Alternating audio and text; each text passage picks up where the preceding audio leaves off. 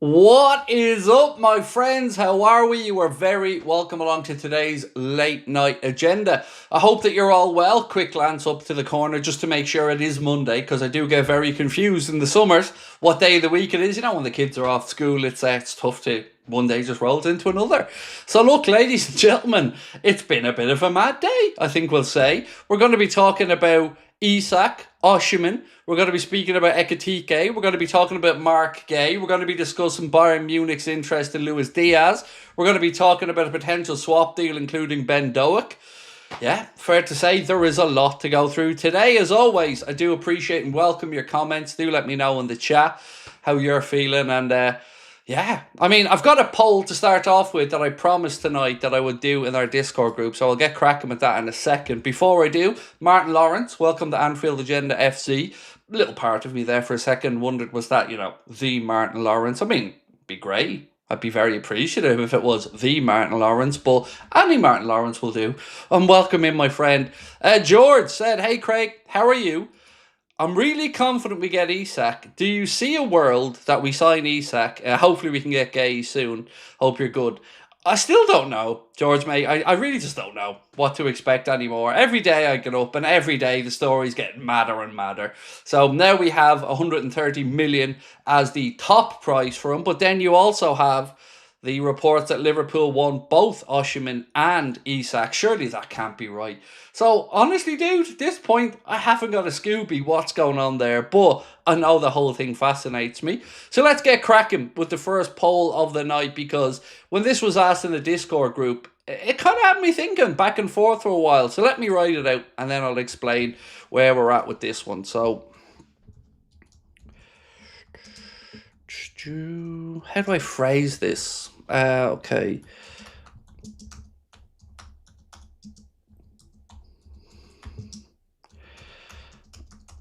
Right. Okay.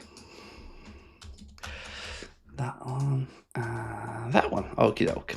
Right, so interpret this however you want to. But the question I'd like to pose to you, good people, is which would be the bigger impact signing? So if we signed Isak, what's the bigger impact signing? Wirtz or Isak? Let me know. We'll vote away on that one and we'll come back and revisit it in a little bit. But it was a good question posed in our Discord group earlier on. And I thought, you know what? Let's throw this into the chat tonight and see how people are feeling about it. I am intrigued to see what way you vote on it. Harrison, how are we, dude? Said, "Evening, Craig. Hope your evening is going well." Yeah, it's lovely. Thank you, mate. Watching Wimbledon all day and then on tonight for the stream with you guys as well. I mean, perfect summer's day for me. And thank you, Harrison. I hope life's good with you, bro. Right, what's this one? So, we also have news coming in now from Graham Bailey that Newcastle United are very interested in Harvey Elliott's situation, and Harvey Elliott has made it clear to Liverpool that he now wants to play first team football. So as we've said all the way through the summer, we believe that Harvey Elliott will move on, but he won't have a shortage of options. You could talk about West Ham, you could talk about Newcastle, the two clubs over in Germany. Fulham have been in for him, Brighton have been in for him. So it does look like he'll have his choice of where he wants to go and play football. And also, it looks like the 40 million price tag that Liverpool have seemingly put on Elliott won't be too much of an issue either after his absolutely top-notch player of the tournament performance for the England under-21s. So yeah, loads to go through tonight, ladies and gents. I hope you're strapped in for the long haul because I've got lots to talk about. Right, this one. Tanner, how are we, sir? Tanner Freeman, welcome in, bro. Said, "Hey, Craig, was thinking of making my first trip from the US to Liverpool for a game this year. Any insight on getting tickets for tourists?" Well, the only way that I've ever been able to get tickets, Tanner, is to go through and buy hospitality ones. So we did have a sponsor once that sorted us out for tickets when I sent the lads over to see Real Madrid Liverpool. 3 of the boys went over to that one. Other than that, we've had to just buy hospitality tickets, mate. There are always, groups of Facebook groups, stuff like that. But again, I would never urge anybody to go outside of the reputable, and I struggle to say the words reputable, by the way, with some of these hospitality ticket prices. But honestly, mate, even I'm going over to the United game in October, and Brian got the tickets from the club to the hospitality. So I really would have an insight, and there will be, like, I could say to you, go to this website or that website, but honestly, I think just go through proper channels, especially if you're making the trip that far all the way over from America. I wouldn't want you getting screwed over, right? And so I just say have a look at the hospitality ones, or maybe join one of the OLSCs in America, and sometimes they get an allocation of tickets. But other than that, not really too much I can suggest, unfortunately, my man. But I do hope you get that trip over, or pilgrimage. Let's call it a pilgrimage, because that sounds more fitting. Can we do a poll? Who's better, Xavi or Pirlo? Absolutely not, because it is nothing to do with Liverpool Football Club, Keith, and this is a Liverpool Football Club channel. So Xavi or Pirlo is irrelevant at this point. We've got plenty more to be talking about, bro, with regards to summer business for the Reds. Didn't mean that to sound dismissive, by the way, but again, it's a fun topic for a debate with your mates, but not for an Anfield Agenda, late night agenda, sir. Russ, how are we, dude? Has John won the lottery? I don't know, but something's going on, Russ, right? Something's going on there. And actually on that, I'll give you the updated net spendometer that Mr. Crosby sent across to me. Hang on. Let me just drag this full screen for you. Right, so there's the upgraded Anfield Agenda net spendometer for this summer. As you can see, the outgoings, your man from Madrid, Guehi and Kelleher, Jarell Kwanzaa, Nat Phillips, bringing in about £64.5 million for the Reds so far. Spendings, well, Georgi Marmadashvili gets included in this summers because that's when the money goes through. So him, Frimpong, obviously Young Pechi, Wirtz, and obviously Milos Kerkez. So £152 million is the current net spend for Liverpool. But of course, we do expect sales to tilt that back in the other direction a little bit. But if the news is true and Liverpool are looking at big strikers, then you could imagine that our spending will be, well, it won't quite be at Chelsea's, will it? Because let's be honest, Chelsea have lost their damn mind. Yet again, they've agreed to deal for Gittins. They've agreed to deal for João Pedro. And they're still interested in signing Mohamed Kudus. And I'm not even joking. They're still interested in signing Kudus. So I don't know what the hell's going on there. But seemingly they have a never-ending supply of money. Sammy, which was actually my father's name, believe it or not. Well, it wasn't actually his real name, but it was the name that he went by. Who do you think had the best window so far, bar Liverpool? Also, who's your realistic winger should we sign if Diaz leaves? Somebody always tries to get me in trouble, Sammy. And it's you today, because everybody knows I'm going to say Anthony Gordon, because I think that's the most likely one. And I also find it really funny that Liverpool's stance on Diaz has always been, he's not for sale, but there is a number. But he's not for sale, but also if we get that number, he is for sale. He's not for sale, but also Liverpool are looking for left wingers. So, yeah, I don't know, my man. Best window so far? Don't know, because there's not really that much great business done. City and Liverpool, Chelsea. Let's say, I don't know. I've not been impressed. Honestly, I know this sounds a cop-out answer, but I haven't been impressed with the window so far. Outside of our business, of course, which has been great. So, yeah, I'm going to sit on the fence, mate, and say nobody so far. Nick said, poll idea. Do we see a new striker in time for pre-season tour? Yes or no? I'd almost be... Oh, I don't know, actually. I'd be quite confident of a no, but... let's just see how the evening goes, Nick, and we'll come back to it. So look, let's get stuck into some of the news, because I don't want to bore people to death. So let's get cracking with some of the news. Let's start off with what is, well, a couple of the big stories around Isak. So let's start with the one from, let's go for DiMarzio. So DiMarzio said, I think Liverpool want Alexander Isak and Victor Osimhen too. For Isak, it depends on Newcastle, because the player talked to the coach and the club at the end of the season because he'd like to leave Newcastle, but Newcastle are not open to that at the moment. So that's one of the first reports that he wants to leave Newcastle. DiMarzio coming out fairly strong there, saying Isak wants to leave. Then we moved on to Graham Bailey, who was saying that Isak's contract negotiations with Newcastle are coming to a conclusion soon, and Liverpool seem to think that there is a chink of light for Isak. So again, it ain't going away.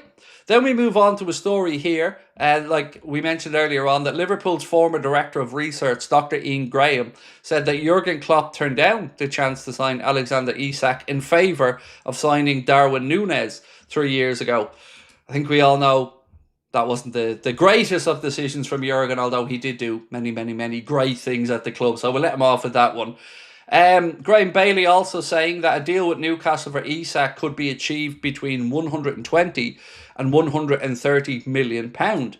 Now, I ran a poll in our WhatsApp group today where I asked, is Alexander Isak worth the 120 to 130 million pound? Answers yes, no, and I don't care about the money, just sign him.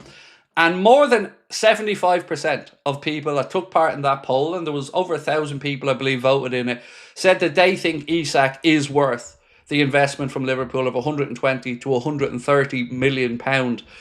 I don't know. I still think it's overpriced, but again, we'd be better with Isak in the team. So if Liverpool feel comfortable paying the money, I certainly wouldn't be arguing about it. But was surprised. I thought a lot of people would be a bit more frugal, perhaps. But no, people want Isak, and I get it. Totally understand it. This one, LLJ said, can't choose. They both will have a good impact. Isak more goals and Wirtz more creativity. It's a really good question, isn't it?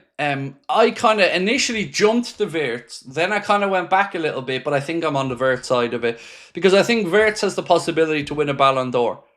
I don't know if Isak has that possibility. So for me, I think Wirtz is the big statement signing, but I could understand if someone picked Isak as well. So let's check in on that poll actually and see how the old results are going so far. And welcome in to everybody. By the way, I hope you're all having a cracking day. Right, so wow. It's pretty one-sided so far, but let's keep voting with it. So we asked which one would be the bigger impact signing, Alexander Isak or Florian Wirtz, and I will revisit in a moment. Craig, I watched Ekitike. He's very good at hold-up play, but inconsistent in finishing. Very tall, and I would like him Liverpool for a good price, said Mijaz only. I don't know much about him. Like I've said, I've only seen him in bits and pieces, but it's very interesting to see as well that the Osimhen stuff is really starting to come out over the last few days. Now, again, there could be a deal to be done there. If Napoli want Darwin and we want Osimhen, you would imagine there's potentially a deal to be done there. But it was very interesting to read that Liverpool wanted both. Now, I don't know if something was lost in translation there, because I can't imagine a world where Liverpool go out there and sign Victor Osimhen and Isak in the same window. I just don't know how that would even work. But that was the wording put out there by DiMarzio, so I don't know, as I said, if something was lost in translation or not. Florian Plettenberg has also had his say on Liverpool's summer search for a striker. He said, Liverpool are currently focusing on three concrete options in their search for a new number 9. Hugo Ekitike, Alexander Isak and Victor Osimhen. Liverpool have conducted thorough checks and gathered information on all of them. Ekitike, for example, is very high on the list. The French striker knows if he moves to Liverpool, he'll need to be patient because the club must sell players first. Now, by players, he means Darwin. I think that is the key to unlock this. But either way, with the new PSR cycle starting tomorrow, 1st of July, I don't know if Liverpool do have to wait that much longer. I think they could, if they wanted to, move for a striker from tomorrow. Dwight Ogo said there are quite a few good strikers around. There's only one Wirtz. Mega Arong said we can't let Elliott go. Well, you're going to have to. I totally get it. I've said this all week. I do understand anybody who doesn't want Elliott to go. But he's in a worse position than he was last season now because Wirtz has come in. So we can't just hoard players. And look, I can see a world where you could say, Craig, look, we might need him in X, Y, or Z. Totally get it. But Harvey wants to play. And he's at the age now at 22 where he should be playing week in and week out. And we can't give him that guarantee. So it is very, very, very likely that he moves on this summer. And for us, all that we can do is hope he gets the best move possible for himself. And of course, that Liverpool get the best deal possible for us. But I do understand it. It's just not going to happen. He is going to go this summer. Will Mamardashvili be announced after tomorrow? I think it's probably a case of him being on holidays more than anything else. But truth is, I don't know when Liverpool are set to unveil Georgi Mamardashvili, but It is a bit weird that he hasn't had his media, but it could be simply down to the fact he's on a summer holiday still, about a week away from the lads reporting back for some training. Is Šeško better than Ekitike? So I'm definitely not the one to answer that, Shuri, because I haven't seen enough of Ekitike. But I do like Šeško, and I wouldn't have minded him at Liverpool. But I do think the asking price there, again, like a lot of the strikers or forwards this summer, is inflated. I don't think he's an 85 million quid player yet, but he has a lot of the tools in his locker for me, and I do think he's a good player. Isn't Isak injury prone? I guess that depends on who you ask, George. I mean, somebody put up a very good point in our chat the other day, and forgive me, I forgot who the comparison was with, but they listed off the amount of games that Isak had missed versus somebody else who we wouldn't have thought of was injury prone. And Isak had missed less games. So, yeah, I don't know, mate. But again, we can be sure that Liverpool will have run the rule over all aspects of all of these forwards before they make a move. How much will you get from Harvey with the highlights he's had the 21s? So the asking price is £40 million. And I think we get it. Before the tournament, I won't lie to you, I was thinking £40 million may have been a tad optimistic and that Liverpool might have to get to that figure with some add-ons. But after that tournament and the way he was standout player in it, helped England to win it. And congratulations again to them, as well as Quansett and Tyler Morton. Yeah, I think Liverpool will get to 40 million. Right, let's get into this one. Fofana to replace Fede and Gordon to replace Lucho, said Spency. Well, let's talk about that for a second, because where was this one? There's one particular story. Oh, let me give you a little bit of good news, actually. So, the final person receiving hospital treatment after the Liverpool title parade has been discharged from hospital. So now everybody is back at home with their families. And again, a little bit of good news there. What was a very traumatic time for everybody. And delighted to hear that the final person had been discharged from hospital and is back home with their family. That is brilliant news. Right, where was this story I wanted to move for? There was one particular story I wanted to bring up to you. Bear with me. Was it this one? Yeah, no, it's not that one. Sorry. Okay, yeah, it is. So Florian Plettenberg has said Liverpool are looking in the transfer market not only for a new striker, but also for a top-class left winger, or top-class winger, preferably left winger. The market for this position is being closely monitored by Liverpool. That kind of tells me that we're expecting Diaz to move. I know that there's been lots of stuff about Liverpool don't want to sell Diaz and all, but it's not going away.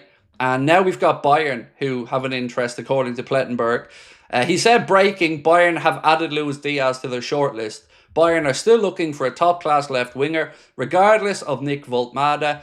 They've gathered all the information on 28-year-old Diaz, and there have not been any talks with Liverpool yet. Understand Diaz could leave Liverpool if a suitable offer arrives. In addition, Liverpool are also looking for a new winger. Bayern are continuing to assess more and several options. So, I don't know how this is breaking when he told us 3 days ago that Bayern were looking at both Diaz and Gakpo. But apparently today it's breaking, even though it was out 3 days ago. Isak is a waste, in my opinion. We could get Guehi and Šeško. Again, I'm not saying it isn't a lot of money, but I'm also not going to complain if Liverpool go out there to buy Isak. You know, this is the type of window I've dreamt about as a Liverpool fan under FSG. So if Liverpool want to go big for Isak, I'm on board with that. If Liverpool, whoever they go for, I'm on board with it because it's looking like a damn good transfer window. Right, let's check the poll. Nearly heading there for the 3,000 votes, so do keep voting if you haven't. The question we asked is, which will be the bigger impact signing, Isak or Wirtz? Right, I want to bring you to a story about Marc that has a little bit of a twist in it. So ESPN have said Liverpool are ready to offer Ben Doak as part of any deal for Crystal Palace defender Marc Guehi. Let's see if that's true or not. It's been talked about. We know that Crystal Palace were interested in Ben Doak previously.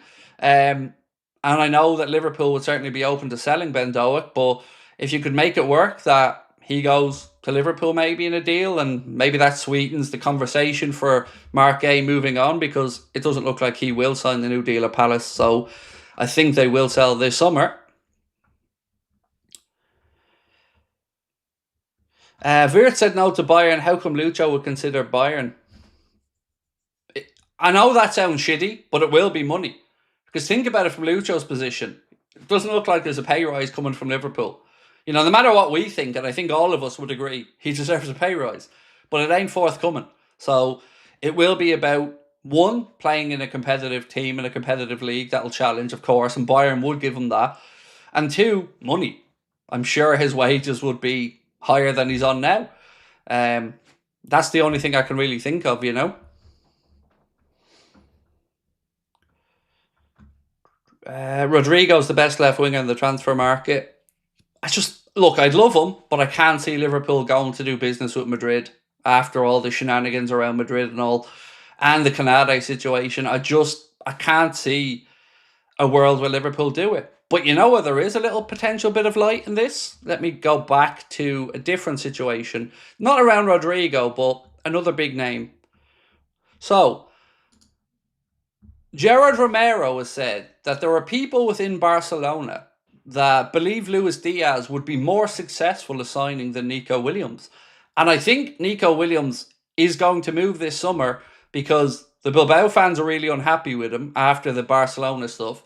If Barca don't go ahead and sign him, which for what it's worth, I think they will, surely we'd have to be in the mix.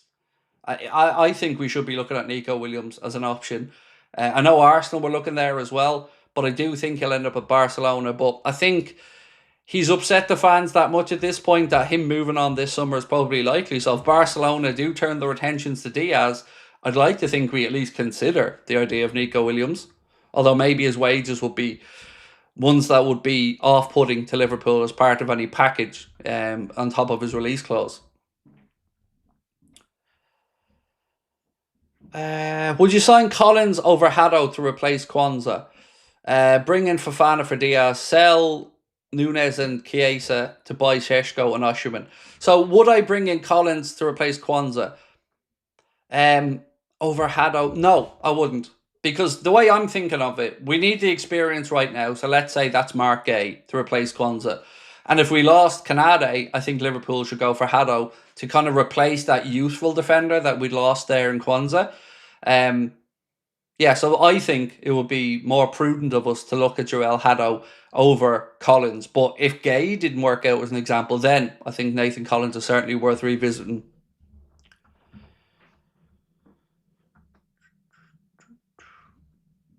Osimhen's wages are far worse, yet we want him, so I don't know about wages anymore. Yeah, maybe that's, again, Alex, that's a fair point, mate. I don't actually know Osimhen's wages myself off the top of my head, so I'll have to take your word for it. But I don't know. It's the only reason I can think of, maybe, that we haven't been linked to Nico Williams, because he's certainly a really good player, in my opinion.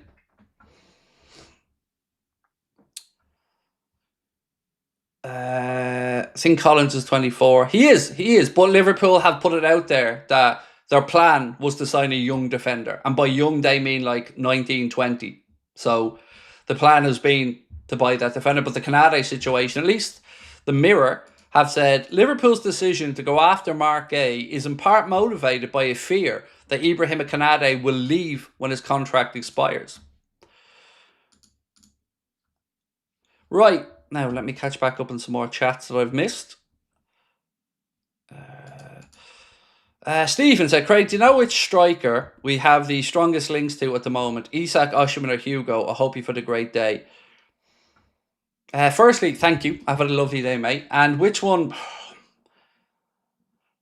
I'd have to say Isak, because everything seems to hinge on the fact that we're waiting to see what happens there. Because I could only imagine that if we had a real desire, let's say, for, just throw Ekitike's name up for a second. If he was the one, then I think Liverpool would have at least told him, you're the guy, we're just waiting to tie up this deal for Nunez or to move him on, and then we're in. So I would have to say it's Isak. But again, I say that, and even as I say it out loud, my brain goes 130 million, 130 million, 130 million. So Yeah, my guess would be Isak. But it is a guess because, as I said, I don't know. But it seems like they're the three names, at least according to the press today. Right, we are nearly there. We are at 3,000 votes, so thank you so much to everyone that voted. We asked which would be the bigger impact signing, and 62% said Wirtz would be the bigger impact signing. And I agree, because I think, as I said, he's got the possibility to win a Ballon d'Or. Right, let's keep going with some more comments. Harry, thank you, Harry, for your membership as well. Said, imagine prime Suarez price if Isak's 130 to 150. It's weird though, because I don't think any of us really feel that Isak's fair market value is that price. But I do think people feel that in this market, with the striker situation the way it is, and so many looking, the price is inflated and you're kind of going to have to pay what you have to pay. Big up. How are we, Peter? Welcome in. Sell Jota, Chiesa, keep Nunez and buy Isak. Mate, there's more chance of me starting up front for Liverpool next season than Darwin. And he's not being kept around. And he shouldn't be. He shouldn't be. Again, I'm going to be respectful, but there's no way he should still be here next season. He's nowhere near good enough. He's had more than ample opportunities. And also, again, I keep coming back to this, but he told the world that he wasn't getting played because of money. And that is disgusting in my opinion. And that would be enough for me to throw him in the reserves if I was the coach. Nothing to do with he's not getting played because he couldn't hit a barn door with a banjo and doesn't know the fucking offside trap at the age of 24 or 25 or however old he is, but seemingly still doesn't understand that rule. Hey buddy, hope you're good. If we go on to get Isak, Guehi and another, is winning the Prem next year enough, or is it reasonable / greedy to expect more? Look, I don't think anybody can say to you that it's greedy to dream for big, you know? You should do that. I would find it very hard personally to say that we have a God-given right to win anything, but as you've said, if you get Isak, Marc, Guehi, let's say we brought in that winger that's been mentioned as well, and you brought in Wirtz, Frimpong, Kerkez, Mamardashvili, you'd certainly want to be feeling optimistic going into the season, wouldn't you? And thinking that we have as good a chance as anybody for these big tournaments. So I think, yeah, you should be dreaming big, mate. Even now, you should be dreaming about Liverpool going into to defend the Premier League title.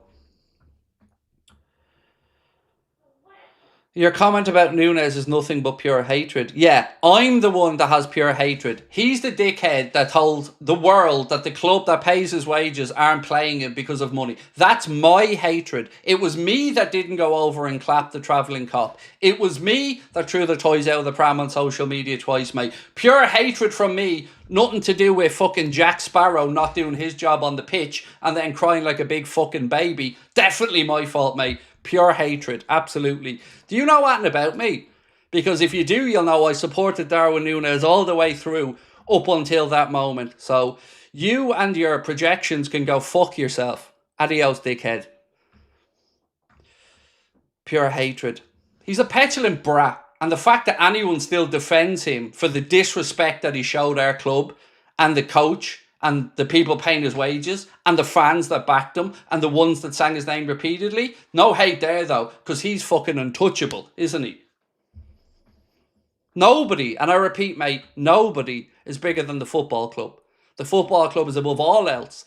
And Darwin and his little fucking tantrums can do one as far as I'm concerned. Simple as that. Don't like it, don't care. That's my opinion, and I'm absolutely entitled to it. Right, let's keep going. This one. Brad said, Bayern have a not short shortlist. Hope Rio plays. Bayern are having a bit of a mare of a window, Brad, aren't they, at the minute, you know? They've missed out on a lot of targets. They're annoyed, Stuttgart, about Wultmade, where they're now asking for 100 million for him, for a player who was being talked about as 42 a few weeks ago. Yeah, and look, I think Liverpool will get the money that they want for Diaz, or he won't be sold. Now, again, I'm really happy for Diaz to stay because I like Diaz. I like the options we have on the left side. I've said this all the way through the summer, but I've always had a feeling that Diaz is going to be sold this summer because Liverpool it looks like, don't want to enter into a negotiation to give him a bigger deal. He deserves one, but, for whatever reason, it looks like the club don't want to up his contract. So it makes sense to me that if somebody comes in with an offer that Liverpool deem acceptable, of course, then it comes down to Lucho and his family, and if it works for them, then we may see the move happen. Liz, how are we, Liz? Always lovely to see you, my friend. I'm elated about this transfer window. Really need a good news, and it just keeps coming. WFM, FSG don't suck right now. No, so far so good, Liz. As we've said, it's definitely been a cool start to the window and a great start to the summer. And I'm so excited. I can't wait to see the lads back training again. I can't wait to just get ready for next season.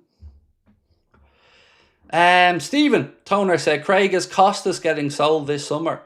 I really don't know, mate, at the minute, because we're unsure what's happening with Robbo. Certainly looks like the Atletico Madrid move is off the table for Andy at the minute. And look, for me, if I'm being selfish, I'd rather keep Andy for a year because I think he's better than Costas, and I think that there will be a lot of wisdom for Robbo to impart onto Milos.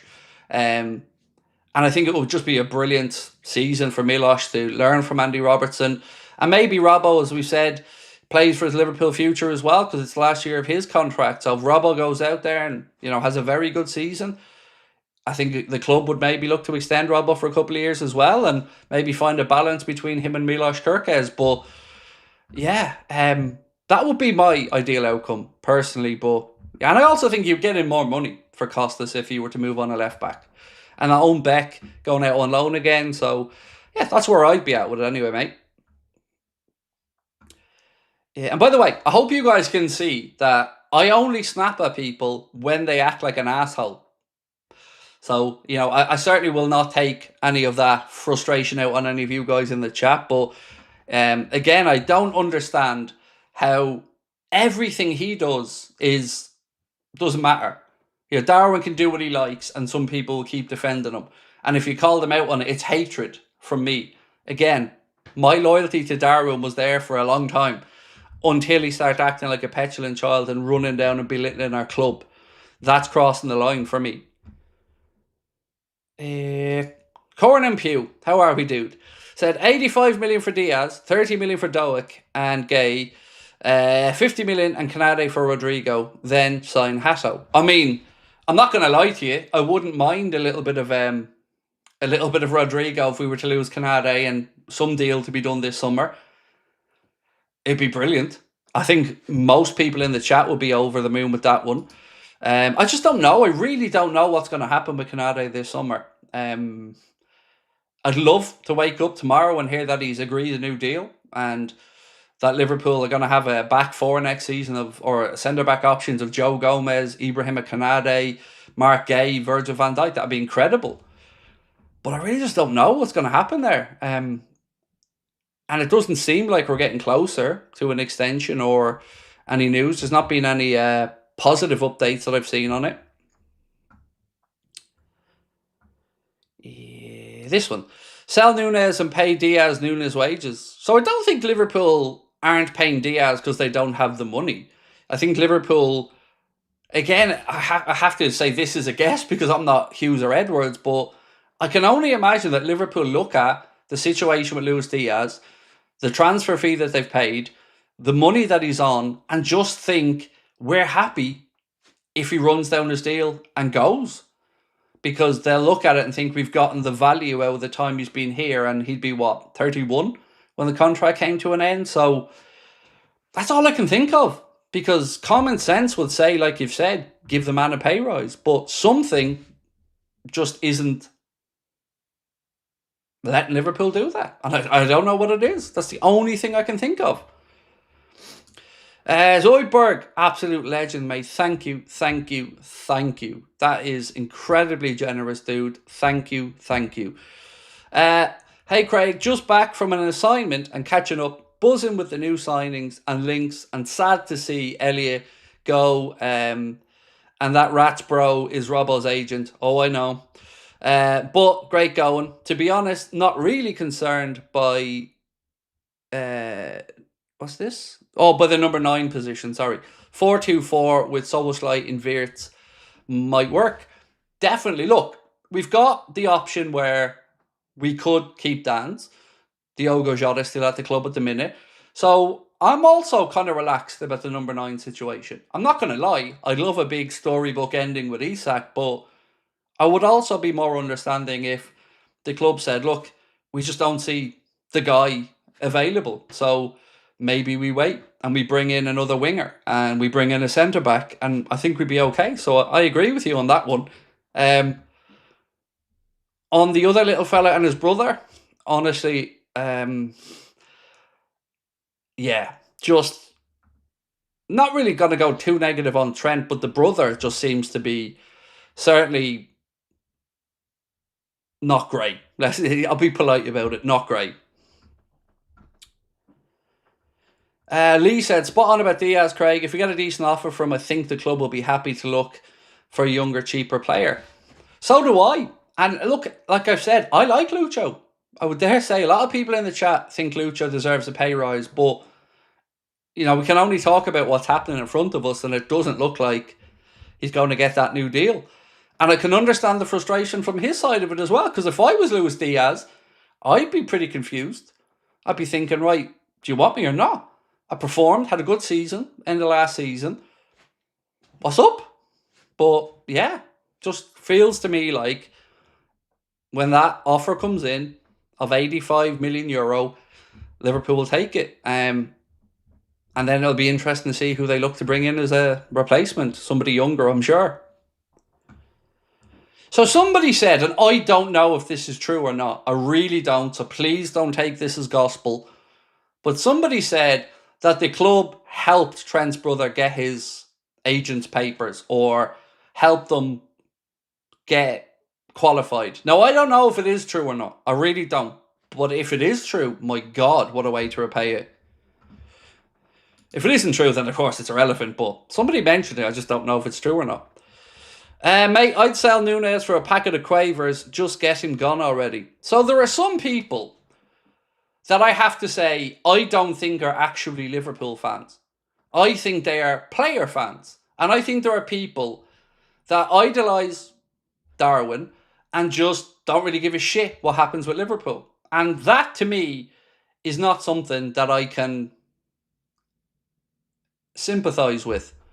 Because, yeah, we all have players we love. But ultimately, the badge and the club are what's going to be the constant in our lives. And look at the way Bobby Firmino left the club. Look at the way Chiesa dealt with not being played week in and week out. He was the model of professionalism, smiling throughout the frustrations. And then look at Darwin and look at how he dealt with it, given chance after chance. Whereas Chiesa was given no chances. But he still showed up, trained, smiled, did his interviews, sat on the bench, and seemed to be a great part of the club. Seemed to be very good around the other players. And then we have Mr. Resilience, who was about as much fucking resilience as I do staying away from a cream pie. I don't know.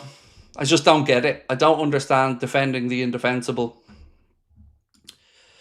If Konate doesn't sign, sell him this window. If he forces us to run down his contract, send him to the bench warmer for the rest of the season. So, for me, what I do is go about our business regardless. Just plan for the worst case with him. Because you'll know pretty quickly if you're going to get an agreement on a new deal with him or not. And if you're not, plan without it. And worst case scenario, because it doesn't really benefit anybody for the toxicity behind the scenes. For a player to be sitting on the bench for the season, it doesn't really benefit anyone. So the best solution would be to move him on this summer.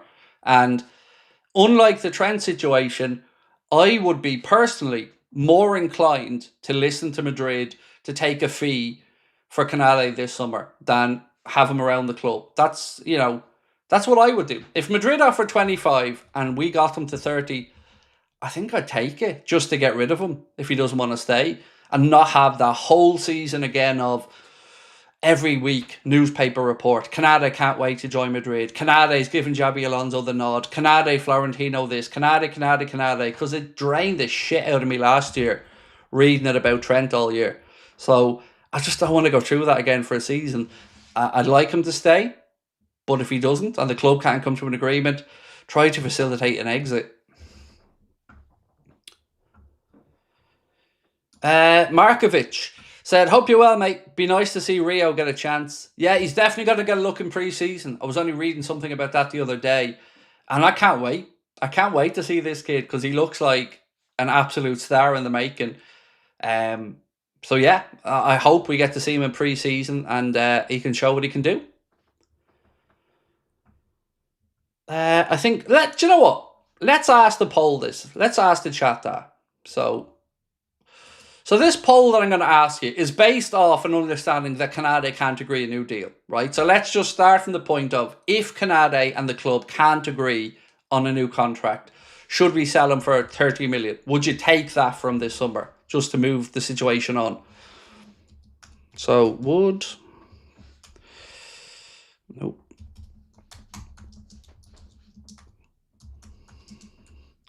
So would you take 30 mil from Madrid for Konate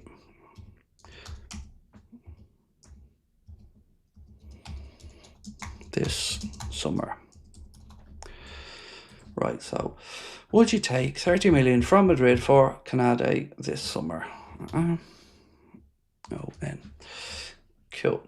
Yeah, so on the understanding that he wouldn't sign a new deal, like if he signs a new deal, we've nothing to be concerned about. But just for this poll, just work off the basis that he doesn't. This one, Adam, said, for me, if Diaz goes, I'd rather get Fofana or Williams instead of Gordon. Not saying Gordon's old, but I'd rather get a younger player to learn from Gakpo. So I totally understand that, mate. Totally do. I do think, though, the homegrown aspect could be an important factor in the Anthony Gordon situation. We do need to keep an eye on that this summer. So Marc, if we brought him in, homegrown, brilliant. Frimpong counts as homegrown, brilliant. The goalkeeper we brought in, he doesn't take up an overseas place. So we've seen some good movement there. And if you brought in Anthony Gordon, it would help with that. But again, I totally understand what you're talking about a Malik Fofana or somebody else like that, a young winger. And we know Liverpool do like to bring in players and have like a pathway there. So Gakpo would then become the senior left winger at the club, and then you'd have the other young one in. So I'm not against the one bit, my friend. I just keep coming back to the fact that we know Liverpool were interested in Gordon. We know Gordon's interested in Liverpool. And with the situation, I just think it might be revisited. We are anti-Maverick. Frimpong seems better suited. Frimpong's been class since he's come in, by the way. Every interview I hear Jeremy speaking in, it's class. I love it. I'm raring for him to go. Really excited to have him in. Can't wait for the battle between him and Bradley. And he just seems like a really honest, well-spoken player that we've brought in. Oh, wow. Mohammed John, thank you, mate. I don't know what's going on tonight, folks, but big spenders are out, and I'm blown away, to be honest with you, mate. Thank you, and thank you to Zoidberg earlier as well. Wow. Yeah, thank you. Let me just keep saying that again. Thank you, thank you, thank you. Hey, Craig, I hope you're doing well. About Darwin, we all were good to him, and looking back, some games I can see could win a couple more trophies if he wasn't that bad. And I'm a big fan of his. After every miss, I said next time, he'll get it next time. I loved him when he came in, and I was willing to put up with some of the frustrations. But what I didn't like was not accepting his part in the failures and seemingly looking to blame everybody else and talking about the club and talking about the lack of opportunities he was getting. You know, it's frustrating because you can see why we signed him. You know, he has every attribute, but he can't put it all together consistently. For us, anyway. But I wouldn't be surprised if we went, let's say, to Spain or Italy and ended up having a 30-goal season. It's just not going to work for us. We've tried them different times with different managers in different environments. It's just not worked out. And I think all of us wanted Darwin to be a success because we like a maverick. We like somebody who's on the edge, who plays with emotion like he does. And he does. And on his day, he's unplayable. Like that Newcastle game where we had 10 men and he came on and changed it. That's the Darwin game. Like, he was brilliant. But it just didn't work out. And I just don't see any argument to keep him anymore. I just really don't. I take whatever we can get Guehi for, said Aaron C. So it would be great if the Ben Doak thing could, start a little conversation there. But for me, I think get Marc Guehi at 35, 40 million quid. I think it's good business. Yes, the contract situation does play into it, but his value as a footballer, I think, would be above what we'd pay for him. So if we signed him on a 5-year contract, immediately I think his value as a player jumps from the 40 million we paid up to 65, 70. And we know that that was a fair market value because Newcastle were willing to pay that. So I think this is just a chance to get a really good defender, a future potential leader of the defence, somebody that's Premier League tested, that's homegrown for a good fee. I just think it's a win-win. Team chemistry next season, top level. It's going to be incredible, Sam, isn't it? I cannot wait. It's just going to be... I have such high hopes for Florian Wirtz. I am buzzing to see him in a Liverpool shirt. Right, so we asked, would you take £30 million for Madrid, or for Konate from Madrid this summer if we knew he wasn't going to sign the new deal? So we'll leave that running a little bit longer. Toby said, I'm going to the Athletic Club Bilbao matches, so hope to see new players and some young ones, maybe Rio. That's brilliant. Honestly, what a class thing to get to see 2 games back-to-back like that against Athletic Club Bilbao. I love that the club are letting everybody stay in for the 2 games because we know last year there was one behind closed doors, so it's brilliant. And anyone that's going to it's going to have an unbelievable day. So yeah, enjoy it, my man. Mason, thank you, bro. Appreciate you. Adam said I want 40 million for Konate, but I think we all would, Adam. But if we knew it was him digging his heels in to join Madrid for free or a lower fee this summer, honestly, mate, I think it's worth taking the lower fee personally, because if you know you're going to lose him anyway, it gives you the chance to then go out and try to get a Haddo before maybe Haddo's lost. So let's say, for instance, we signed Marc Guehi and we didn't move Konate on, and we also didn't move for somebody like Haddo because we haven't moved Konate on, and then Arsenal signed him, and then he leaves next season anyway. I think we then have to go and find another young centre-back somewhere. So that's why I think it might be worth exploring a lower fee if it just kept the squad harmony and allowed Liverpool to free up a place that was going to be moved on in the year anyway.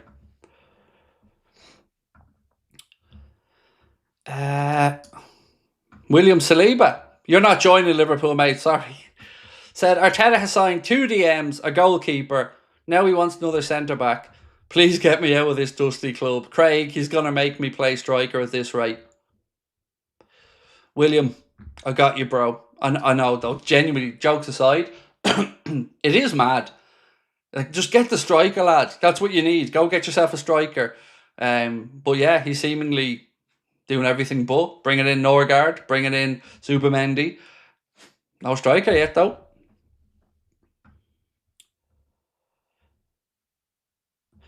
Stephen Tonner said, Craig, 40 years supporting Liverpool, and this is probably the best and excited transfer window I've seen so far. I know, and here's the really scary part, Stephen. It's only starting, bro. It's only starting. We're probably going to see 6 players sold and maybe 3 more come in. It's nuts. Genuinely, I'm like an excited child at this point. Latif, excuse me, my friend, Latif, apologies, mate. Latif said, Slot is ruthlessly upgrading the squad. Thoughts? I'm all for it. I'm a very black and white thinker. I'm pretty cut and dry when it comes to my life. If I make a decision on something, it's usually quick and it's definitive. So I like it. I like a bit of ruthlessness. It is probably one of the criticisms I had of Jurgen, even though it's a really weird thing to be critical of. being too loyal to anybody, because you want buy-in from people and loyalty gets you that buy-in. So it's a very weird thing to say, to be critical of somebody for. But I do think he probably was just a smidgen too loyal on certain things. But at the end of the day, Arna is showing that ruthless streak, and I'd be a liar if I said I didn't love it.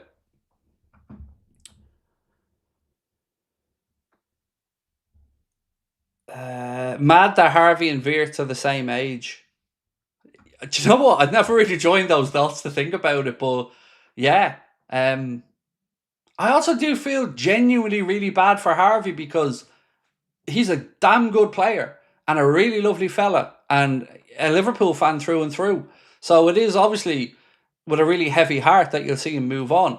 But honestly, I'd rather a player like that moved on and played rather than got hoarded by Liverpool and played a handful of times a season. He deserves to play. He deserves to go out there and show what he can do. And if we can't give him that opportunity, I think it's fair for the club to sell him.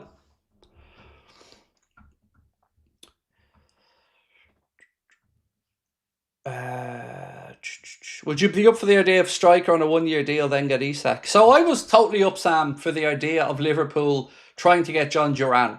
If we couldn't get the striker we wanted, to let Jayden Danns develop for another year, I was open to the idea of somebody like a John Duran on loan. Because, Al Nassr are loaning him out anyway. Why not? But it just feels like Liverpool think they can get the striker, but we just have to be patient to let the market settle a bit and see what happens.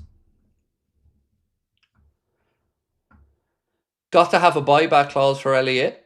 I think I'd rather a sell-on clause than a buyback clause, because I just don't see...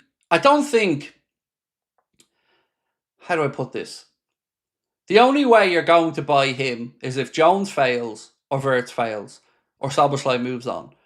And the reason I'd say I wouldn't put a buyback clause in Elliott's contract is, I think if you said to him, we want you back, and we have a place for you, and we can see you playing regularly, I think he'd want to move anyway, because he's a Liverpool fan, and because he loves the club.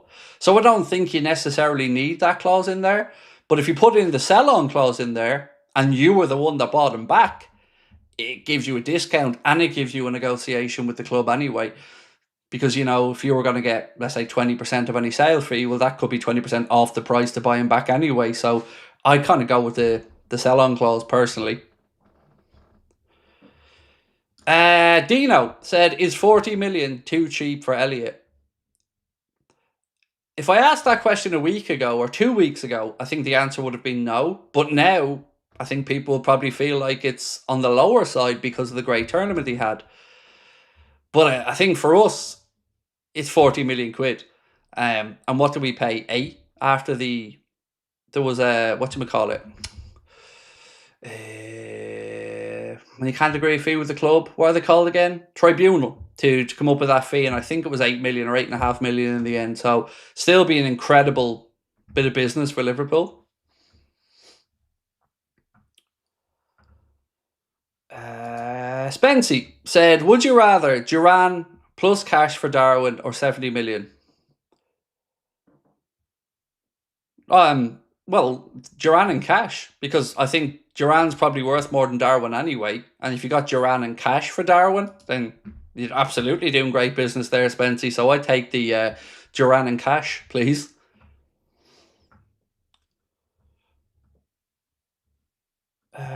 50 million, Harvey got bags of experience. He does. He has lots of experience, Marv, and it will be interesting to see, mate, what the final sale figure is. It'll also be... I'm more interested to see where Harvey wants to go, because he's got so many options now on the table that it's very interesting to me to see where he thinks he'd be the best fit. Right, so Marc Guehi, according to Fabrizio Romano, remains high on Liverpool's list as a new centre-back. Not the only option, but contacts continue. Do we ever get a confirmation that the Kwanzaa deal is actually done? Because I know Romano said Kwanzaa completes his move to Leverkusen, but I haven't seen an official announcement yet from Leverkusen or Liverpool on it. What was the other ones? Tyler Morton. Let's talk about him here for a minute. there was a piece in the Echo that said Tyler Morton has been linked with a move away from Liverpool. The Times have reported the Portuguese club Braga are showing an interest in signing Tyler Morton on a permanent deal, with several other teams said to be interested. It's been reported that Ajax, who of course Johnny Heidegger is now the coach of, are interested, as well as West Ham and Club Brugge over in Belgium. So again, looks like Morton certainly attracting interest. You know, he was part of that England under-21 squad that won the Euros. Fahim said, "Hey Craig, big fan from Tanzania. How are you? And is Di Marzio reliable?" Is he reliable? I would say he's worth paying attention to, at the very minimum. He's certainly well connected, is what I would say for Di Marzio. But I don't know, is any journalist really reliable? Because ultimately these people are only working off the information that somebody wants them to have a lot of the time. So whether it's the selling club leaking, whether it's an agent leaking, whether it's the buying club leaking, they're all getting their information from somebody who wants a story out there. So I would say definitely worth keeping an eye on. 100% pay attention to what he says is what I would say.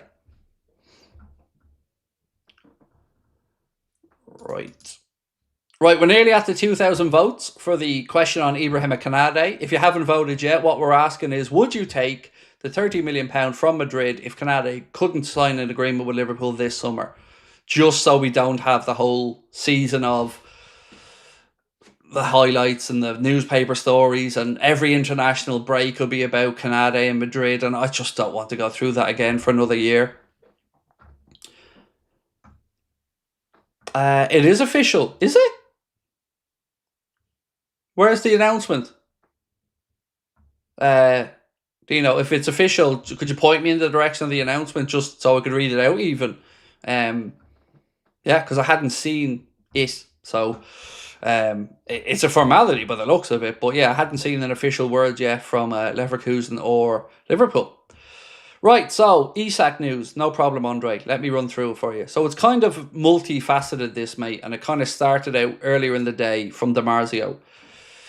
What's official? Well, we're trying to find out the Kwanzaa move, mate, because Romano said it's done, but we haven't had a word from either club yet. So, to go back to Isak for a minute, the story today on Isak is multifaceted. There's one that suggests we're in for 3 forwards, and Liverpool haven't decided yet which one to move on, but it's Isak, Osimhen and Ekitike. Then you have Di Marzio, who said, I think Liverpool want Alexander Isak and Victor Osimhen too. For Isak, it depends on Newcastle, because the player talked to the coach and the club at the end of the season because he would like to leave, but Newcastle are not open to that at the moment. Then we moved on to a story from Graham Bailey that said Isak's contract negotiations with Newcastle are coming to a conclusion. Liverpool seem to think there is a chink of light. Then there was a report that said 130 million is the maximum Liverpool would have to pay, again from Graham Bailey, to get Isak. And then we had, was it Plettenberg? There was one more here somewhere. Bear with me. Yes, Liverpool currently focusing on 3 concrete options in their search for a number 9, Ekitike, Isak and Osimhen. Liverpool have conducted thorough checks and gathered information on all of them. Ekitike, for example, is very high on the list. The French striker knows that if he moves to Liverpool, he'll need to be patient. So that, and the news that there's a report that Isak has told Newcastle he wants out. So from that, we're going to have to just wait and see. Does no one want Jota, said Joshua. Actually, Dino said as well, anything on replacing Jota. So his name has been linked to Newcastle, you know, and Newcastle have been interested in Jota and Elliott. So perhaps keep an eye on that situation. But again, for Liverpool, we don't want to leave ourselves too short. So I think it would be one striker, then maybe look to bring one in, then maybe explore a second one. Actually, Trey Neone, let's give him congratulations as well. Trey Neone, or Trey Morris Neone, to give him his full name, has signed a new long-term contract with Liverpool on his 18th birthday as well. So congratulations, Trey, and happy birthday as well, my man. Looking forward to seeing Trey develop, because looks like an absolute baller. It's on Romano's X page. Right, so it's not official then. Like I literally said, I read out what Romano said and said, we haven't heard from the clubs yet. And you said, it's official, Craig. And I said, could you point me in the direction of where Leverkusen and Liverpool have said it's official so I can read it out? And you proceeded to tell me it's on Romano's page. So it's not official then. Isak for 130 million, but would you have preferred João Pedro and Ekitike for the same together? No, I wouldn't. I'd prefer the one guy, the one superstar over two good players. And I don't know enough about Ekitike, like I've said. But my most important thing has been that I want the club to get who they want. So clearly we didn't want João Pedro or we would have been in that conversation. So if Liverpool have zoned in on, it doesn't really matter to me who it is, but whoever they want, that's the one I want. I'm happy to go with whoever Liverpool think is the best fit. But it is exciting to see the stuff about Liverpool having three options. Because the three options that I think everybody could at least understand. So Isak, Osimhen. Do you know what? I want to ask you a question on a poll, removing Isak from it. So would you take 30 million from Madrid for Konate this summer? 62% of you said yes, and thank you so much to everyone that said yes.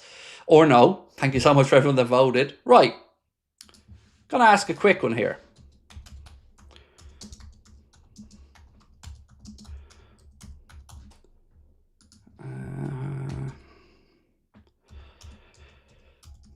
Okay. Right, so we all know Isak's the favourite. But if you only had one choice between Victor Osimhen or Hugo Ekitike this summer for Liverpool, who are you picking? Click on that one, let me know. Osimhen or Ekitike, you had to have one of those two. Which one are you going for? I'm very intrigued to see what the preference is for people on this one. It's Trent Cohn Doherty's birthday as well. Marc said to me, happy birthday, Trent.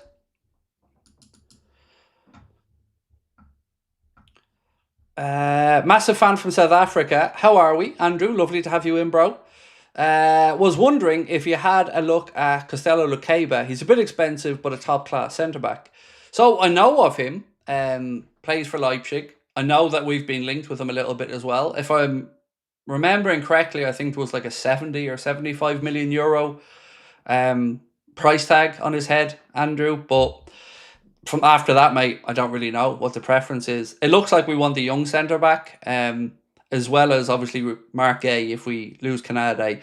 I think if you said to Liverpool right now, Konate will sign the new deal, we'd probably move for Joel Haddo, would be my best guess.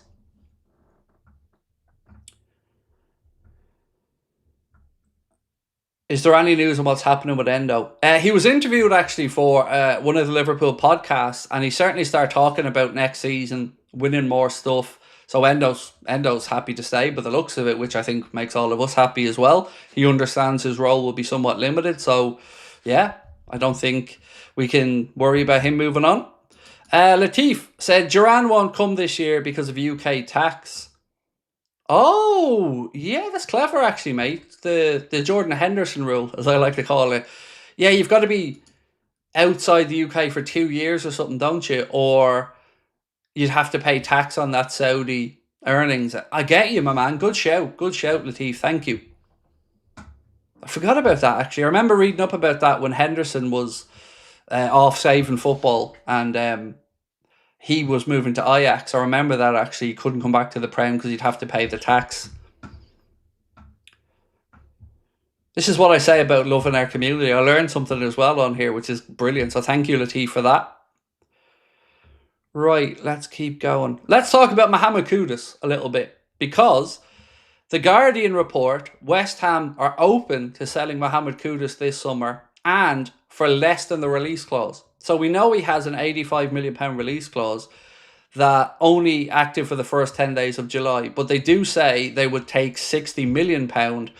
Spurs have been linked, Liverpool have been linked in the past, and Chelsea, even after agreeing the deal for Gittins, are another club mentioned. Matt Thielen said, Mohamed Kudus' agent has informed Liverpool that the player would be open to accepting a reduced salary should the club express an interest in securing his services amid interest from Spurs and Chelsea. I mean, it's always good when you hear stuff like that a player would take less money to come to Liverpool. So, don't know if it means anything. Don't know if Liverpool do have any interest in Kudus or not, but certainly good to hear that the player wants it. Right, Matt Thielen again, and this will help out the people who are asking about Jota. So, Newcastle are expected to intensify their interest in Diogo Jota and test Liverpool's resolve regarding the forward following João Pedro's transfer to Chelsea. So we've always known that there's been an interest from Newcastle in Diogo Jota, but Matt seems to think that after João Pedro's agreed to join Chelsea, that Newcastle are going to revisit the Diogo Jota situation. So let's wait and see what happens with that one. Josh said, nearly 2 years in this great community. Sorry, just got the stream now. Hope you're well. I'm very good, thank you, Josh. And again, mate, thank you so much for your 2 years with us, or almost 2 years with us. It's incredible support, mate. Thank you. Right, a couple of quick things before we get back to the chat. Again, last ever show in Liverpool. If you want to come and see us, tickets are on sale right now. It is only £15 for this one because I've kept it as cheap as I can to make it as accessible as I can. There's going to be myself. There's going to be Chris Stonage, Jack Gill, Steve Bland, a musical act. We'll all be on stage. It's the weekend of the Manchester United game as well. Our last ever live show. If you want to come and see us, get your tickets with that QR code. And also in Ireland, we're in Cork for our last Irish show, 8th of August at Cypress Avenue. It's an over 18s event, but if you'd like to come and see us again, you can get your tickets with the QR code on the screen. And lastly, if you haven't joined the WhatsApp community, scan that QR code, come across and join us. We give you the heads up on any news that's out there. We ask you to vote on things to help shape the future and the direction of the channel and the type of content we're going to make as well. So yeah, if you haven't done that, do so, and hopefully see you in there soon. Right. Is the show 18 plus? Which one? The Liverpool show, sorry, I should have mentioned that. The Liverpool show, this one, is all ages. It's only, for some reasons, a lot of the venues in Ireland are over 18 and it's difficult to get venues to let people in younger. But the one in Liverpool, no, it's all ages event, mate. Sorry, I should have mentioned that. Everybody's able to come along to that one. Thoughts on Aguero? Legend of a player. Yeah, I thought Sergio Aguero was fantastic. Martin Lawrence said, I'd love to know what the club offered Konate, wondering why it hasn't been leaked by his agent. If it's such a poor, disrespectful offer, isn't that the normal approach for agents? It's a fair question. I'd also like to know what has changed from a lot of journalists reporting, and I know Konate said that was bullshit, but a lot of journalists did report that he was close to an agreement to extend back around, I think it was October, November time, or maybe December time. But something since then has changed, and Konate had rebuffed Liverpool's first contract offer. Now, I should say that was the first, but there's been no talk of them coming to a new agreement. Apparently, according to the reports, he wanted a higher base salary, and the one Liverpool had offered him had more add-ons in it or more bonuses in it. So I hope that they can come to an agreement and they can sort it out with Ibu. But I do think we have to have a cut-off point somewhere because we can't let it drag on. Which striker would you prefer if we cannot get Isak? I don't think I can answer that question because I don't know enough about Ekitike. But I would say that neither of them would really excite me. Certainly wouldn't be at the same level of excitement as if we did sign Isak or Alvarez. But I could be completely underestimating Ekitike. I just don't know enough about him. Club done Chiesa and injustice.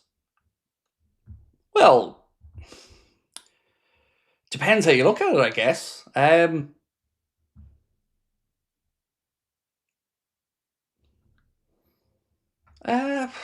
don't know. It's a tough one because, Juventus were freezing him out. It'd be nice to know if it was just an Arne decision not to play him, or if he didn't want him, or if it genuinely was a fitness thing. I think the most kind I can be about it is I think we're all disappointed we didn't get to see more of Chiesa in a Liverpool shirt because there was certainly a lot of willingness and want there from us fans for him to do well.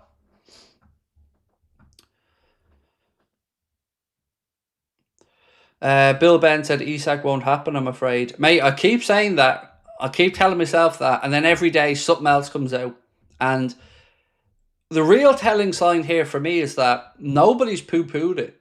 So you haven't seen Ornstein, any of the Echo lads, David Lynch, Fabrizio Romano. Nobody has said it's 100% impossible.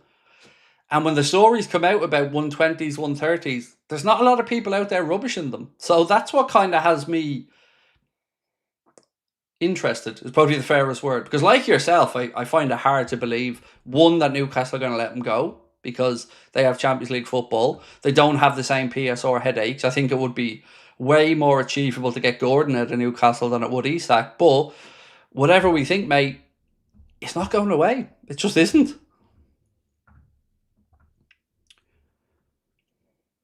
If you had to choose, who would you choose? Šeško or Gyökeres? 100% Šeško. I just think if he hits the target that he's capable of at a young age, Šeško could be a beast. Gyökeres, more short-term thinking. Probably will score goals, to be fair, but I would go with Šeško. Oh, this one's close. This one's close. So pick one this summer, Osimhen or Ekitike. Again, when we get to 2,000 votes, we'll call it, but it is close. We only need 80 more likes as well to get to 1,000, ladies and gents. So if you can, please do hit that like button. And of course, if you haven't subscribed, you know what to do. Oh, wow. Inter are 2-0 down. Wow. I'd seen Fluminense went 1-0 up with Cano after, 3-4 minutes or something. So now it's 2-0. I tell you what, I've always said it. Those Brazilian sides really do take the Club World Cup very, very, very seriously. And if you're ever playing against them, definitely wouldn't be underestimating them. So, yeah. Inter feel like they aged overnight, didn't they? You know, PSG absolutely tore them apart in the Champions League final. It was a beatdown. And they look like they've just aged overnight. It's nuts. So, a couple of people saying Osimhen's disruptive attitude, bad discipline, even Arsenal are avoiding him. Well, you know, I hear you, but when you've got reports saying that Liverpool have conducted thorough checks and gathered all the information on Ekitike, on Osimhen, and on Isak, it certainly feels like the club know the situation. And, you know, I dare say we wouldn't bring in a troublemaker. So they must be relatively happy with what they've heard back. And also remember, Richard Hughes grew up in Italy, has tremendous contacts in Italy, and would, I'm sure, have been able to reach out to somebody at Napoli and, you know, get some background on Osimhen. Tony said, after we went out to PSG, they were definitely my favourites to win the Champions League. I think they were just very deserving winners.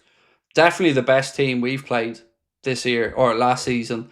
And we only lost on penalties, which, you know, kind of reflects well on us, but still hurt losing at Anfield on penalties. But they were a really good team and deserved it. Like, no Galacticos anymore, really, compared to that old Neymar, Messi nonsense.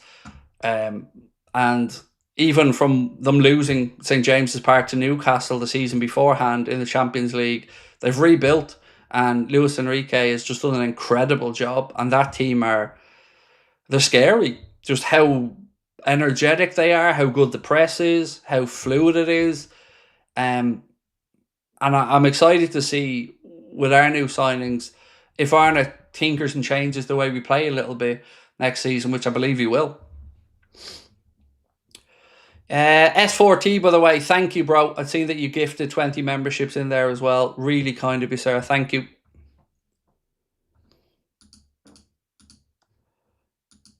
Right, let me see if there's any more stories I haven't read out to you yet. We've done trainee only. We've done that one.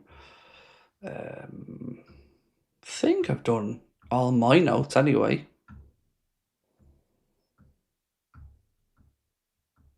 Done the Mohamed Kudus one, done that one. Interesting. So, do you think Liverpool will sell Diaz in this window? Because I'm pretty confident we sell Diaz. The only thing that kind of stops my confidence is, let's say he doesn't want to move to Saudi and Bayern are offering lower than Liverpool would want. Then I can see a situation where maybe he stays. But if he's open to the idea of a move to Al Nassr, as an example, to play with Ronaldo on huge money, then I can see a world where Liverpool will get the money that they would want. And from what I've read, Liverpool look at the money that was being offered for Bruno Fernandes as a kind of yardstick as to what they think they could get. So 85 million euro seems to be at the lower end. Craig, do you think we'll be more attacking next season? Yes, but I think we'll attack in a different way. I think we'll be a bit less direct than we were at times. Do you think Calvin Ramsey will have a future at Liverpool? It's not looking that way because of injuries and whatnot, but yeah, I doubt it at this point. You know, you've got Frimpong and Bradley there ahead of him now, and they're not exactly old, so it's looking very difficult to see a way Calvin Ramsey can force his way back into the thinking. I'm a bit worried about our height at centre back for next season. What do you think? Well, that's the only real downside to the Marc Guehi stuff is, you know, what is he, 5'11" or 6 foot, something like that. So doesn't have the aerial dominance that you would have from a Konate or a Van Dijk. But again, my hope, mate, is that we see Konate agree a deal. And I keep saying this, but imagine going into next season with Konate on a new deal, Virgil on a new deal, Marc Guehi and Joe Gomez staying around. That is a quality selection of centre backs. But I also get the feeling that if Liverpool knew Konate would sign a new deal, I think they probably edge towards somebody like Joel Haddo, a younger centre back. I think what the Mirror said is spot on. And basically, what the Mirror reported was Liverpool's decision to go after Marc Guehi is in part motivated by a fear that Ibrahima Konate will leave Anfield when his contract expires. And I think they're right. And I think that's why they've looked at Marc Guehi and thought, well, one, he's not exactly old, he's 24. He's in a similar situation where they can probably get him for what would be below his fair market value if he had a few years on his deal. I just think it makes good sense. But it isn't without its risks. And what you've mentioned there, my friend, is certainly one of the marks in the against column. He's not as good aerially as we would have liked. Inter are out. There you go. Thanks for all you do. Love from Charlotte, North Carolina. Much love, Wesley, bro. Thank you. And thank you, mate, for being with us as a member as well for 4 months. Thank you for your support. Does anyone know Wirtz's salary? Yep, it's £200,000 a week base salary, or 195, plus bonuses. So his base salary is somewhere around £200,000 a week before bonuses. Now, I don't know what the bonuses are and how achievable they are and how much it goes up to, but that was the figure that was being reported by a few people, about 200 grand a week.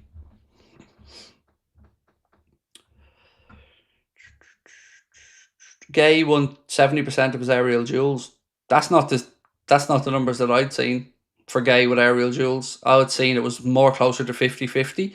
Somebody had a statistic, I think it was from F Brief or something like that, and it was kind of closer to 50-50. But either way, like he's no slouch. It's just that's the one thing that's always been a little bit of a hindrance to Liverpool.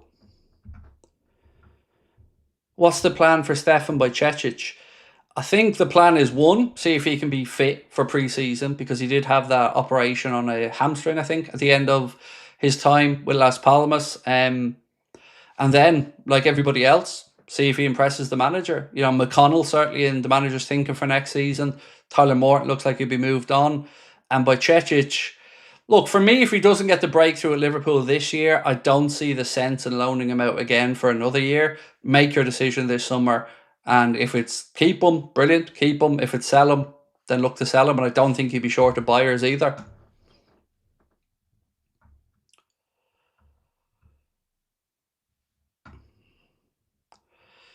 Right, Steve. Was Chiesa a Salah replacement? Was the club worried about Salah's form/age, but due to Salah having a great season, Slot just didn't rotate him? So, I don't know. I can understand why Liverpool took the punt on Chiesa. You know, it seemed a relatively low risk signing where if you got any improvement from him, the price was likely to go up. Certainly, you were getting a very proven player on the international stage as well. But as to why he didn't get game time, Steve, I don't really know, mate. The manager said it was about fitness, so I just struggle to see that. Well, you're not going to get a match fit without giving him some more minutes, are you? So, can you see a world where Elliott stayed over Jones? No, I can't. Because, again, I'm not saying I agree with it, Colin, but it feels like the manager has more faith in Curtis Jones than Harvey Elliott. And I ain't saying it's right, but it seems like that's the way. Right, we're nearly at 2,000 votes, and this was a close one. We asked, pick one this summer, Osimhen or Ekitike, and we're nearly there. We need about 25 more votes.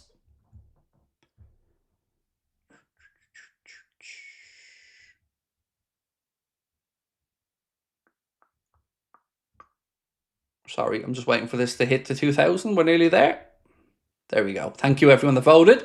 Right, so 54% of you guys said that you would rather Victor Osimhen, and then the remaining 46% went for Hugo Ekitike. So as you can see, it was relatively close, but that's very interesting. Thank you to everyone that took part. Craig, have you heard about what happened with Paul Ince a couple of days ago? Yeah, I reported it in the late night video last night, mate. I'll read it out to you exactly as I read it, so I don't get in trouble, but it was reported far and wide. So, former Liverpool and England ace Paul Ince has been charged with drink driving. The 57-year-old ex-midfielder crashed his Range Rover into the central reservation near Neston in Cheshire. Look, I've got to be really clear about this, and I'm kind of personally invested in this because I find it despicable that anybody would drive with drink on them, and especially let alone somebody who can well afford a taxi or private transport. So I have absolutely no sympathy for anybody who gets caught drink driving. I just don't. I think it's putting other road users at risk. And look, I say this, as you know, my father, as I said, was an alcoholic, and I'd seen him do it, and it fucking pissed me off, and I wouldn't get in a car when he did it. But I'd seen him do it, so it's something that's always been something I've held as something I can't stand. I just can't stand it. Yeah, sorry. Don't like to run people down, but I just don't. I don't have any sympathy for anybody who gets caught drink driving like that.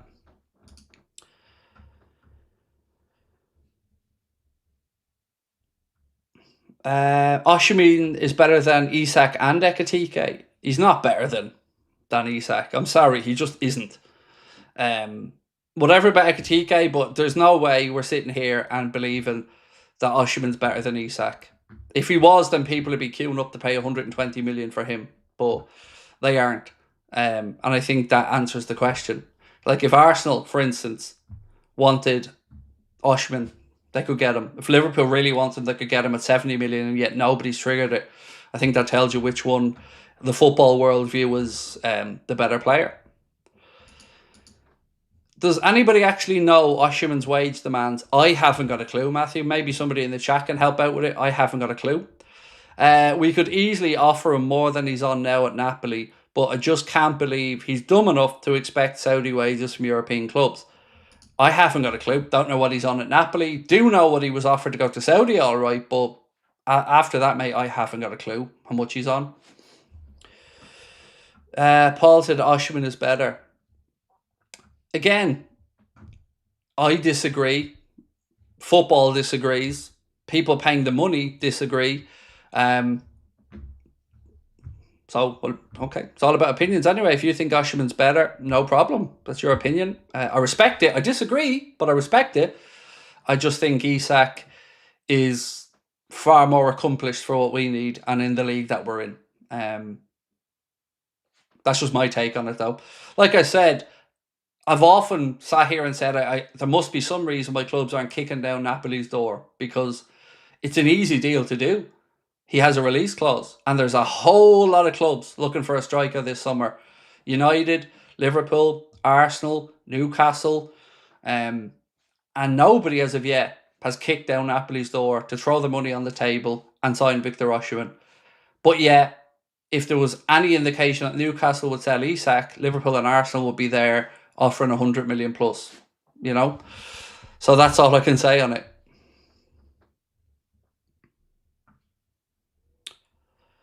UC said, anybody worried about Man City for the new season? Not particularly. I do think the Club World Cup will catch up on City and City and Chelsea. I do think as the season goes on, they'll pick up some injuries from it. Unknown exactly what way Rodri's going to return, and also I haven't been scared by their signings. Like, they've been decent signings. Like, Nuri's a good left back, but I just don't feel that they're as daunting a proposition as they were in years gone by. And also losing De Bruyne, I know he wasn't brilliant last year, but he's going to be tough to replace.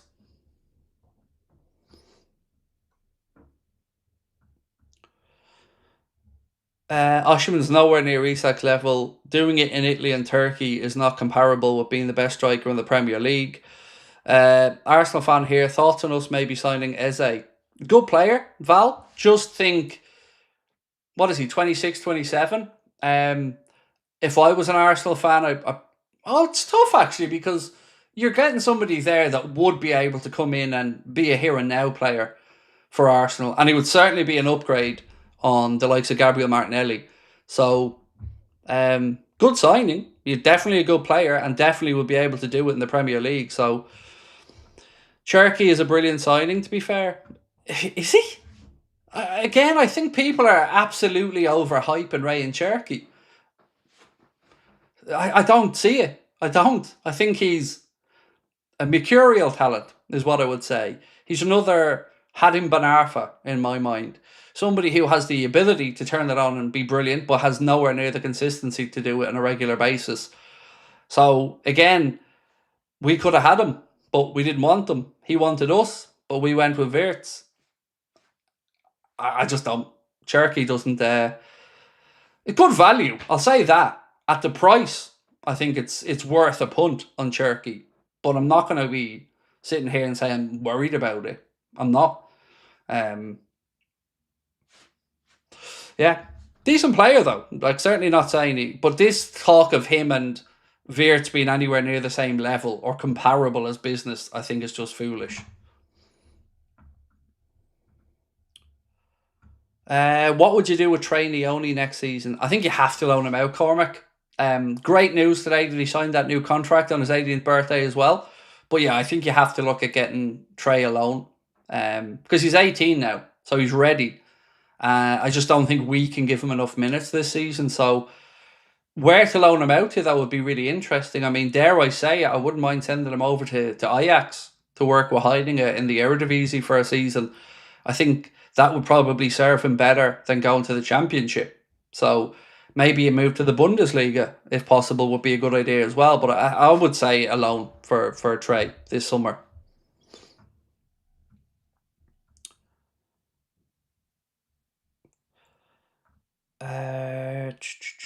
I can see us not signing a striker until next year. The ones that are available are all overpriced, and I don't think our board will buy for the sake of it. Look, that's a fairly sensible comment, and certainly understand where you're coming from. Um, yeah, I get it. And also, we've got Jayden Dan's future to think of as well, which is why I struggle to see us signing two strikers. But again, I think what you've said is more than sensible, and as you said, a bit boring, but sensible.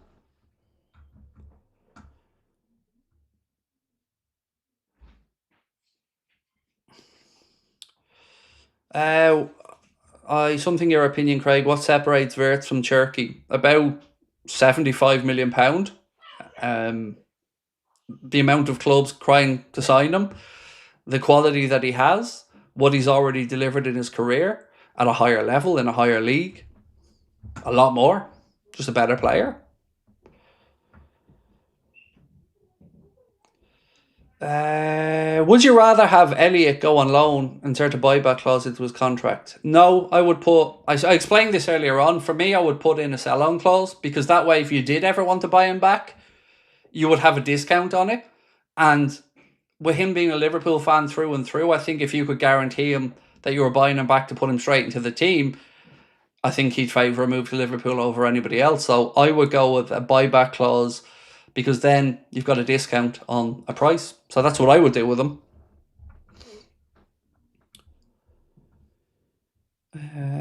Have we got a new assistant coach yet? I don't think it's been officially announced, but it is going to be Van Bronckhorst. I just don't know. Has it been officially announced yet? It is Van Bronckhorst, but I just don't know if the club have officially said that yet. He's the one being reported by the likes of Paul Joyce and very credible journalists. So, yeah, it's going to be Van Bronckhorst, but I don't know if we've had that announcement yet. Bill Ben said I thought Dirk. No, Dirk was a candidate, but his agent, I think Rob Jansen is his agent, came out and said that it's not going to be Dirk. He has left Beershot, but it's Van Bronckhorst. I just don't think it's been announced officially yet. Andrew said, Craig, I have a feeling that Osimhen and Nunez could be part of a swap deal that would the fee included be, or would it be a straight player swap? I think for accounting purposes, you would do them as separate transactions, I think. But from the last I remember, they wanted Chiesa, Darwin, and £15 million. Now, I don't know if times have changed or anything, but look, there's a couple of our deals that you could see a player going in the opposite direction. Newcastle, Elliott or Jota. Crystal Palace, Ben Doak for Marc. Like you've said there, Victor Osimhen, if we wanted him, and Darwin wants to go in the opposite direction, hopefully he could work something out there. Andrew. Thank you, Andrew Noblet. You're very kind, mate. Say, Craig, I love watching your stuff. Thanks for what you do, brother. Love to you and your family. My pleasure, mate. And again, thank you, sir, for your support of our community and of me. I always say this. I'm always incredibly humbled to have you guys in here on a nightly basis. It really does feel like I'm living somebody else's life, and every day I'm really, really grateful for the opportunity to come on here, discuss the club I love with people who are here for the right reasons and to have a nice time. And I'm incredibly proud of all of us and the community we have, bro. So thank you. How are we, my friend? Sorry I'm late. What's the Isak story? No problem, Noah. Noah, right? I've remembered it today, Noah. There's been a couple of things, bro. One of the stories was DiMarzio early in the day saying, let me just get this up. Stop it. Yeah, so DiMarzio said, I think Liverpool want Alexander Isak and Victor Osimhen too. For Isak, it depends on Newcastle because the player talked to the coach and the club at the end of the season because he'd like to leave, but Newcastle are not open to that at the moment. Then there was a story from Graham Bailey, said Isak's contract negotiations with Newcastle are coming to a conclusion very soon, and Liverpool seem to think that there is a chink of light. Then we had a story, actually there was a story that said Jurgen Klopp turned down the opportunity to sign Isak in favour of Darwin from Dr. Ian Graham. Then Graham Bailey again said a deal with Newcastle for Isak could be achieved between 120 and 130 million, and he said 130 is the maximum to get the deal done.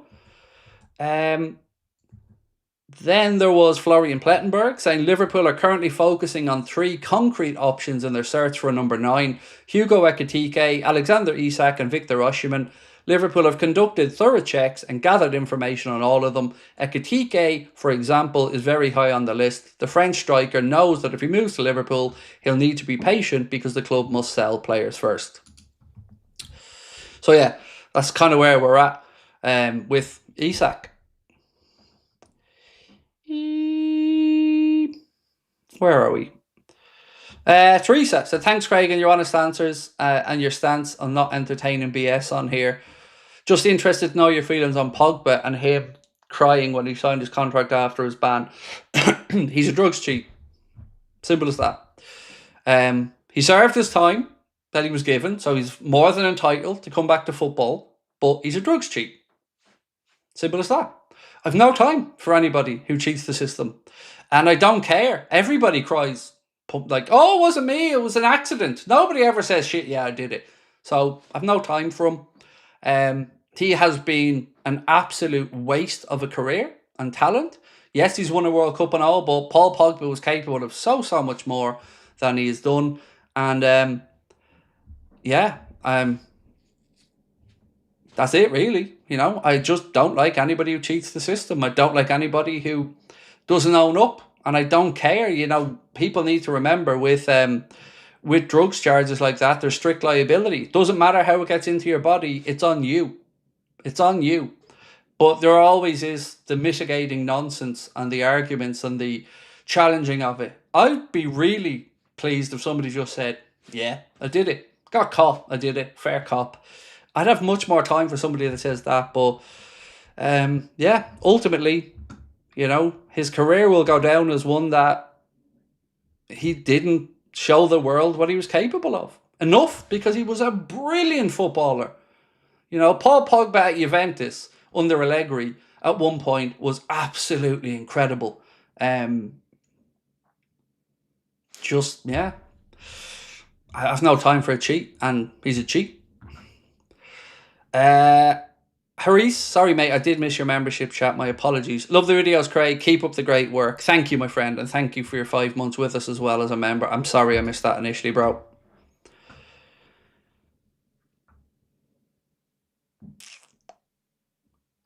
Craig Hughes said, watched PSG last year a lot and struggled to piece the new players into the team and didn't click till January 25. Struggled at the league stage. Yeah, it was, you know, they went and got beaten by Newcastle at St James's Park in the Champions League as well, but they turned it round, and I think we all feel they're deserving winners of the Champions League this year. Isak could run his contract down and go to Barca when Lewandowski calls it a day. Well, he's got 3 years left, Jack, on his contract, so if he wants to run it down, then he's going to be at Newcastle till he's 28, going for 29. So, yeah, could do it, like you said, but he does have 3 years to go on it. Sign one former Liverpool striker in their prime. Oh, Robbie Fowler. Robbie Fowler for me. You know, I'd go Robbie Fowler, Luis Suarez, Michael Owen, and I hate Michael Owen, but I'm giving based on talent, and Michael Owen was a damn good player at his peak. So, but I still say Robbie Fowler, and I'm probably doing Ian Rush 30, but not throwing Rushy in there because, you know, the amount of goals he scored is ridiculous as well. So, yeah, that's the great thing about having supported this football club. We've been blessed to have seen Ian Rush, Robbie Fowler, Owen, Suarez, Torres. It's ridiculous. Like, we've been so spoiled with number 9s and centre forwards that you could pick one and there'd be a very valid argument to pick another one because, you know, we've had some great goal scorers. Sometimes I think that you just look at the team and what this team would need, and I could just see Robbie Fowler feasting at Liverpool. Imagine Fowler getting fed by Wirtz. It'd be incredible. Same though with Ian Rush. I mean, Ian Rush should probably do 40 Premier League goals in this era. Virginia, thank you for this answer, by the way. Appreciate that. You said Osimhen's weekly wage is about £256,000 at Napoli, which, yeah, would put him as one of our highest earners. Interesting. I always wonder, though, how much of these things the clubs do take into account when you're talking about a signing like that. So if you were signing Isak at 120, 130 million, it would be difficult to try to tell him he doesn't deserve to be the highest paid player at the club, wouldn't it? When you're spending that much money, or at least one of them. So that's about... So we'd probably want higher. Oh, I don't know. It's tough to know without knowing what all the others would like as well. But thank you, Virginia. Appreciate that.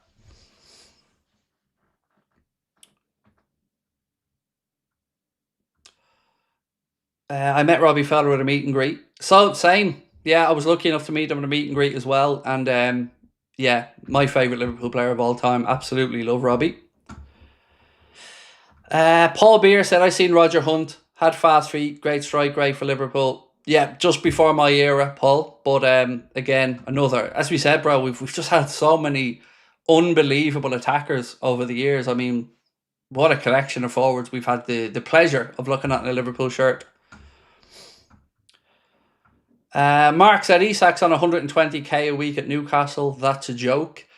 Do you know, when he signed that contract, though, when they brought him in 3 years ago, probably was a good wage at the time from his move, from what he would have been getting at Sociedad as well. I'd say 120k a week, probably a good wage. But now, when you're talking about him as maybe £100 million upwards forward, yeah, it definitely does seem a bit low.